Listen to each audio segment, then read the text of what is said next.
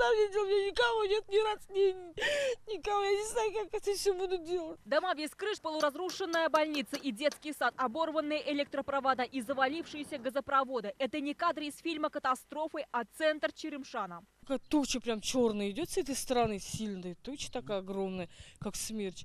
И как начало вот здесь крутить все, и как начали отсюда лететь эти. Ну вот шифер в ту сторону. У жителей одни эмоции. Сюда пришелся эпицентр холодного фронта. Такого здесь еще не видели. Живу здесь 79-й год.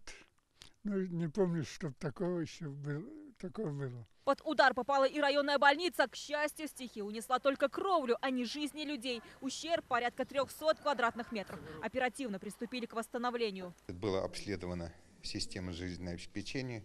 Электроснабжение, водоснабжение, газоснабжение было оперативно восстановлено. С половины 10-го вечера спасатели Черемшанского района работали в режиме повышенной готовности. В пострадавших домах проживают десятки человек. Более 250 человек, более 40 единиц техники сейчас привлечены для ликвидации последствий происшествия.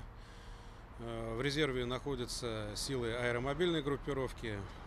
Главная задача на сегодня – ликвидировать поврежденную кровлю, снять ее окончательно с крыш зданий жилых домов, социально значимых объектов. Это уже Лениногорский район, село Куакбаш. Здесь без крыши ураган оставил детский сад. Фронт пришел с северо-запада и полностью разгулялся на юго-востоке Татарстана. Те, кто пережил ураган, могут спокойно убирать строительный мусор и приводить свои дома в порядок. Метеорологи уже не обещают повторения стихии. Но Татарстан до сих пор находится под холодным фронтом, и теперь должны забеспокоиться уже дачники. Обещают понижение температуры до 0 градусов. Это заморозки, а это опасно для растений. Поэтому метеорологи советуют точно не торопиться. Мы оказались за холодным воздушным фронтом, соответственно, сейчас в холодной воздушной массе.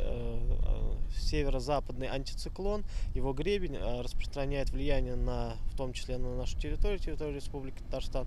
И за счет этого будет понижение осуществляться температуры. Последствия минувшего урагана оценили в 5 миллионов рублей. По прогнозам спасателей, все восстановительные работы завершат только к 8 мая. Альбина Минибаева, Александр Лобанов, Александр Вольнов, Фуат Гайсин и Булат Шафигуллин, ТНВ, Черемшанский район, Казань.